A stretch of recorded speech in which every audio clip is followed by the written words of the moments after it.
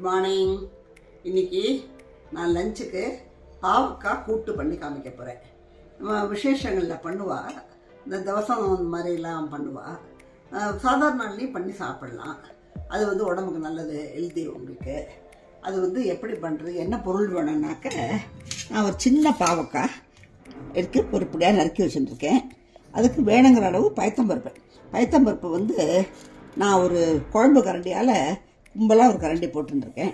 அப்புறம் மஞ்சப்பொடி, அப்புறம் மிளகு நல்லா ஒன்று ரெண்டாக உடச்சிட்டு இந்த பாவக்காய் பயத்தம்பருப்போடையும் அதையும் போட்டுட்டு முங்க தண்ணி வச்சு வேக வச்சுருப்போம் குக்கரில். அது வெந்துடும். அந்த காரத்துக்கு இந்த மிளகோட காரம்தான். அப்புறம் தேங்காயும் ஜீரகம் மாத்திரம் அரைக்கணும்.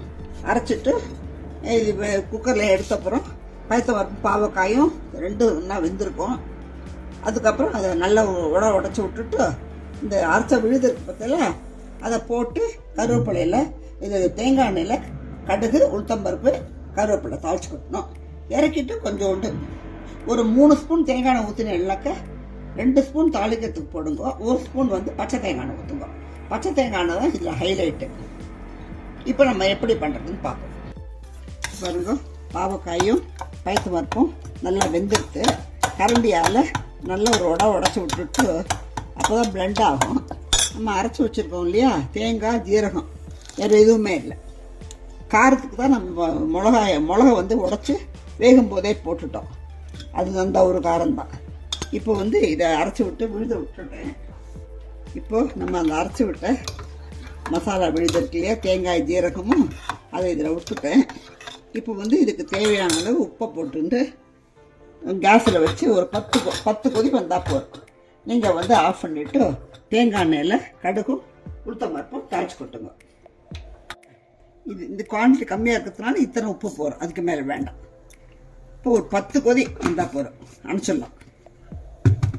கடுகு உளுத்தம்பருப்பு இதில் கருவேப்பிலை போட்டு தாளிச்சு கொட்டிடுங்க தேங்காய் எண்ணெயில் தான். இப்போ கடுகு உளுத்தம்பருப்பு தேங்காய் எண்ணெயில் கருவேப்பிலை போட்டு தாளிச்சு கொட்டிட்டேன். இப்போ இந்த கேஸ் அணைச்சாச்சு. இப்போ கொஞ்சம் 1 ஸ்பூன் தேங்காய் எண்ணெய் ஊற்றிடுங்க. அவ்வளோதான்.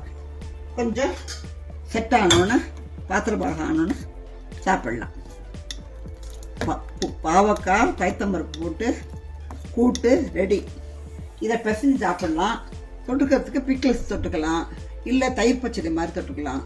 அவா சௌரியம் போல் செஞ்சுக்கலாம்.